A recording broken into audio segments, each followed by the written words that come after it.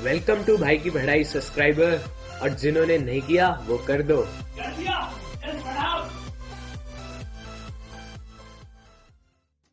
तो एक क्वेश्चन जो छोड़ा था उसे पकड़ते हैं। तो हमें गिवन था कार का मास 100 kg, उसकी इनिशियल वेलोसिटी 20 मीटर पर सेकेंड, जो ब्रेक मारने के बाद 0 मीटर पर सेकेंड हो गई, और ब्रेक के कारण लगा था -500 न्यूटन का फोर्स।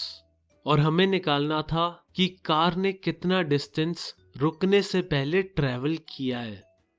यहाँ पे पहले हम निकालेंगे कार की एक्सेलरेशन। हमें इक्वेशन पता है, force equals to mass into acceleration. F है -500, M है 100, यानी एक्सेलरेशन हो जाएगी -5 मीटर पर सेकेंड स्क्वायर। अब हमें मोशन वाले चैप्टर पे जाना होगा अगर डिस्टेंस का पता लगाना है तो। कुछ याद है? एक इक्वेशन थी 2as equals to v square minus u square. तो इधर से हमें डिस्टेंस मिल जाएगा। इनिशियल वेलोसिटी 20 है और फाइनल वेलोसिटी 0 है, तो वैल्यूज पुट कर दो। 2 into -5s equals to 0 square minus 20 square. Minus से माइनस कट जाएगा, 0 से 0, और हमारे पास आ जाएगा s इक्वल्स टू 40, यानी गोगी की कार 40 मीटर चलने के बाद रुकेगी। चलो अब आते हैं तीसरे लूज मोशन पे, मतलब थर्ड लॉ ऑफ मोशन पे। ये कहता है कि for every action there is an equal and opposite reaction. इसे ऐसे समझो, तुम अपने दोस्त की गुद्दी पे एक रख के देते हो, तो ये हुआ एक्शन, और फिर आता है रिएक्शन जिसमें वो भी एक गुद्दी पे धरता है। तो इधर एक्शन और रिएक्शन इक्वल था, यानी तुम दोनों में एक एक चाटा पड़ा, पर रिएक्शन एक्शन का ऑपोजिट था। वो कैसे? क्योंकि उसने तुमको मारा। अगर वो अपने आप को ही अपनी गुद्दी पे मारता तो हम कहते कि सेम रिएक्शन हुआ। तो ये तो बस समझाने के लिए था, रियल लाइफ में करोगे तो 3-4 खा के आओगे और गुद्दी लाल करवा के आओगे। अब और एग्जाम्पल देखते हैं जिसमें फोर्स का यूज हो।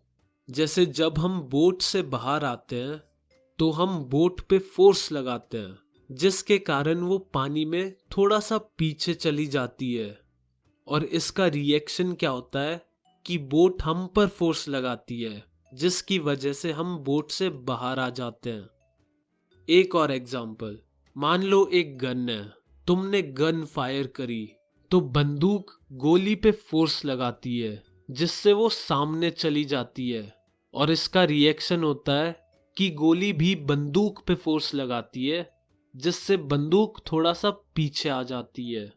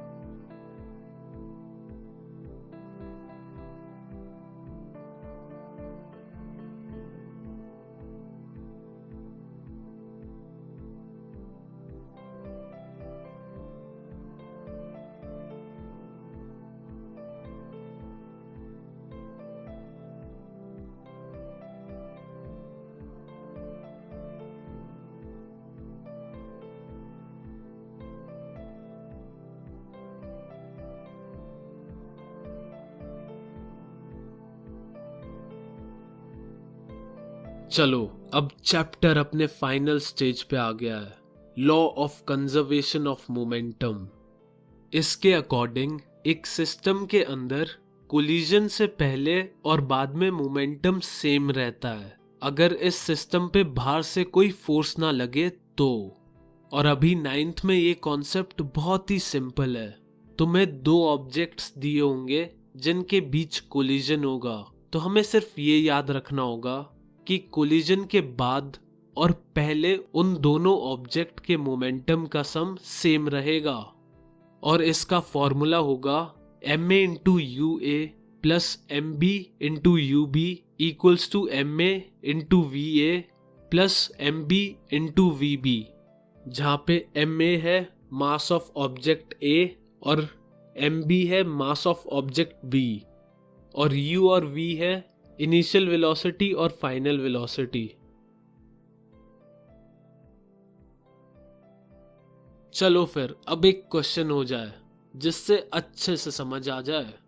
एक बंदूक थी 2 kg की और उसमें गोली थी 100 ग्राम की, और जब हमने शॉट फायर किया तो गोली 100 मीटर पर सेकंड की स्पीड से बाहर चली गई। तो ये बताओ कि बंदूक की वेलोसिटी क्या होगी शॉट फायर करने के बाद।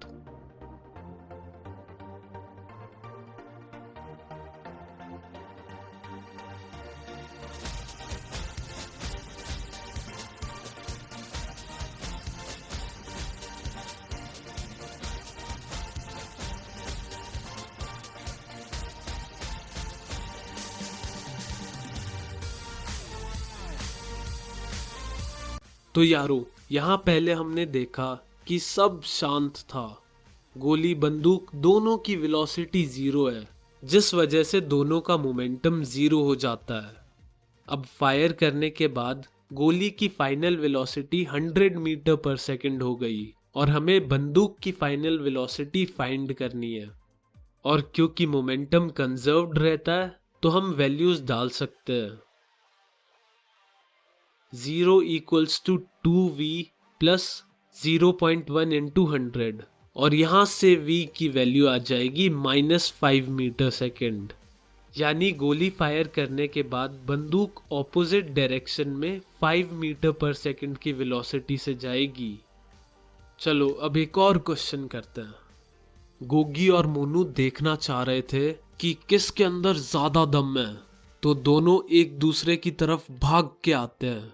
गोगी भाग के आता है 5 मीटर पर सेकेंड से और मोनू आता है 4 मीटर पर सेकेंड से। गोगी 40 किलो का मरियल है और मोनू 60 किलो का सांड है। तो कोलिजन के बाद वो दोनों एक साथ चिपक जाते हैं। और अब तुम्हें बिना हंसे और ये पूछे कि वो कैसे एक दूसरे से चिपक गए, ये बताना है कि अब वो दोनों किस डायरेक्शन में जाएंगे और किस वेलोसिटी से जाएंगे।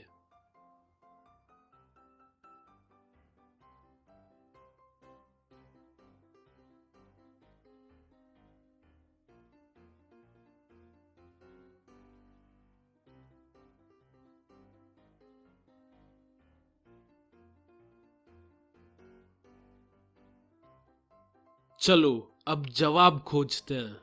दोनों के मास गिवन है 40 और 60 और इनकी इनिशियल वेलोसिटीज भी गिवन है 4 और 5। तो अभी हम गोगी टू मोनू वाली डायरेक्शन को पॉजिटिव मानेंगे। अब उनका बिफोर कोलिजन टोटल मोमेंटम होगा 40 इंटू 5 प्लस 60 इंटू -4 यानी 200 माइनस 240 इक्वल्स टू -40। अब आफ्टर की सिचुएशन है कि ये दोनों चिपक गए हैं, यानी दोनों की फाइनल वेलोसिटी सेम होगी और इनका मोमेंटम -40 के बराबर होगा। तो इन दोनों के चिपकने के बाद इनका टोटल मास हो जाएगा 40 प्लस 60 यानी 100 kg। तो -40 इक्वल्स टू 100v।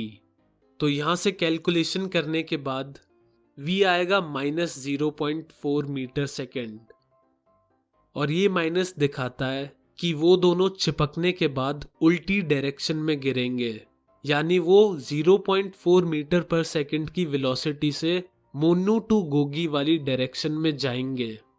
और ये क्वेश्चन करने के बाद तुम इस चैप्टर के मास्टर बन गए हो। और मॉरल तो यही है कि तुम कितने ही फोर्सेस और कितने ही न्यूटन के लॉ या मंत्र पढ़ लो, पर जिंदगी भर पुश और पुल में कंफ्यूज होते रहोगे।